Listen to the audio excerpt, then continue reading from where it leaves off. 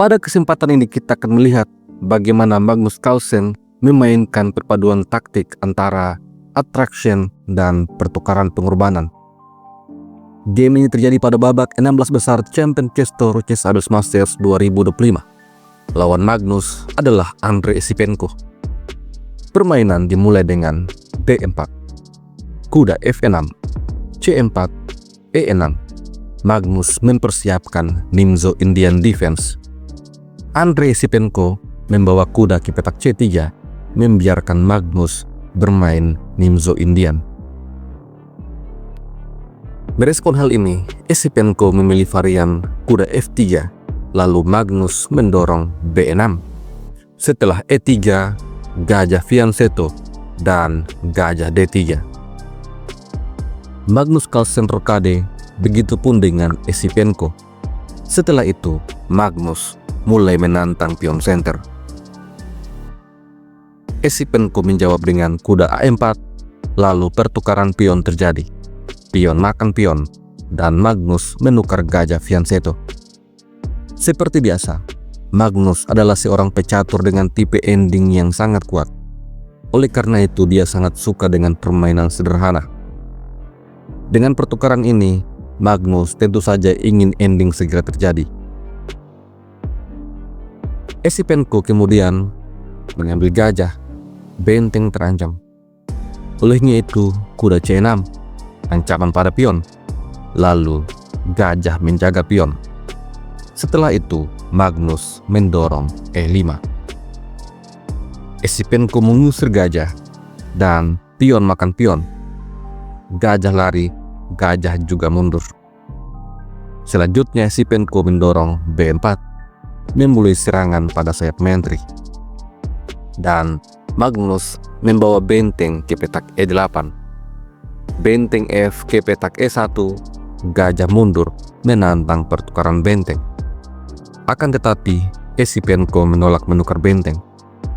Di posisi ini, Esipenko memainkan langkah agresif, G4. Benteng C8 dan C5. Sebuah langkah yang tidak tepat dimainkan Esipenko.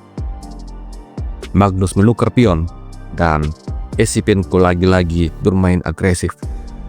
Dia mengusir kuda, dan kuda tidak punya jalan pulang. Oleh karena itu, Magnus menukar benteng. Setelah benteng makan benteng, kuda mundur. Sampai di posisi ini terlihat bahwa Magnus cukup tertekan. Analisa engine menunjukkan bahwa putih begitu unggul. Permainan kemudian berlanjut. Gajah C4 menekan pion, dan Magnus mendorong D5. Gajah makan pion menyerang kuda. Olehnya itu, menteri D7, menjaga kuda serta pion. Esipenko kemudian memainkan langkah yang sangat bagus. Kuda makan pion, dan gajah makan kuda. Setelah itu, pion makan gajah. Kemudian, Magnus membuat kesalahan. Dia memundurkan kuda ke petak E7. Langkah ini adalah langkah yang tidak tepat. Putih langsung betul-betul unggul. Untungnya, Andrei Esipenko gagal menemukan langkah terbaik. Langkah terbaik bagi putih di posisi ini adalah pengorbanan gajah. Apabila raja makan gajah, maka gajah D6, open skak. Ini sekaligus mengancam kuda. Setelah menteri F5 misalnya menutup ancaman, maka benteng makan kuda, raja G6, gajah F4. Hitam berada pada posisi yang sangat ditekan. Akan tetapi pada game sesungguhnya, Andrei Esipenko memilih untuk memainkan gajah B3, dan Magnus mengambil pion. Setelah itu, menteri E4 mengancam kuda. Di posisi ini, Magnus terpaksa menempatkan raja untuk menjaga kuda. Kemudian, Andrei Esipenko membuat langkah yang betul-betul tidak tepat. Menteri makan pion. Analisa engine menunjukkan bahwa sekarang posisi ini seimbang. Magnus mendapatkan kesempatan untuk menyerang balik. Dia memainkan kuda G6, mengancam gajah. Hal ini sekaligus membuat Menteri menjauh dari arena pertempuran. Merespon hal ini, Andrei Sipenko memainkan sebuah jebakan.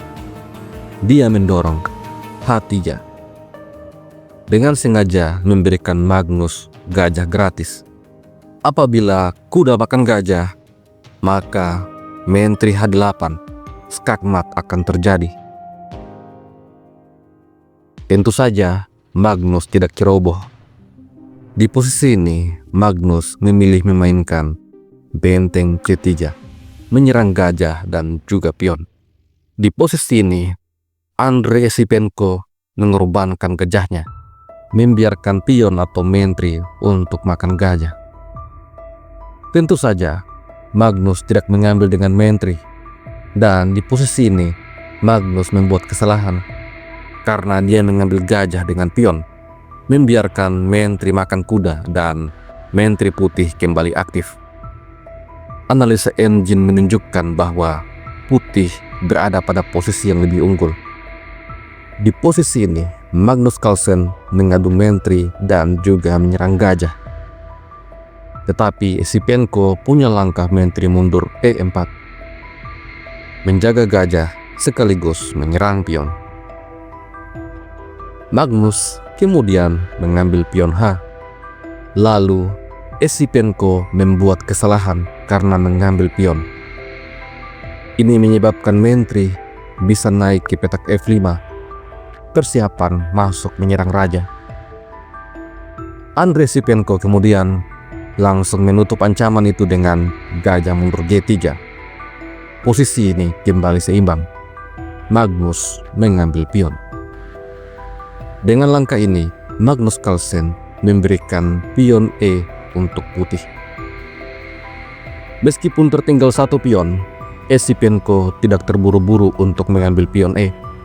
Terlebih dahulu dia menyerang dengan Menteri B4, skak. Raja lari ke petak G8, dan di posisi ini, Sipenko memutuskan untuk mengambil pion. Sebuah blunder yang sangat fatal. Sipenko mengira dia akan unggul dan bisa mendapatkan kuda. Namun ternyata, hal ini membuat bentengnya berada pada petak terang.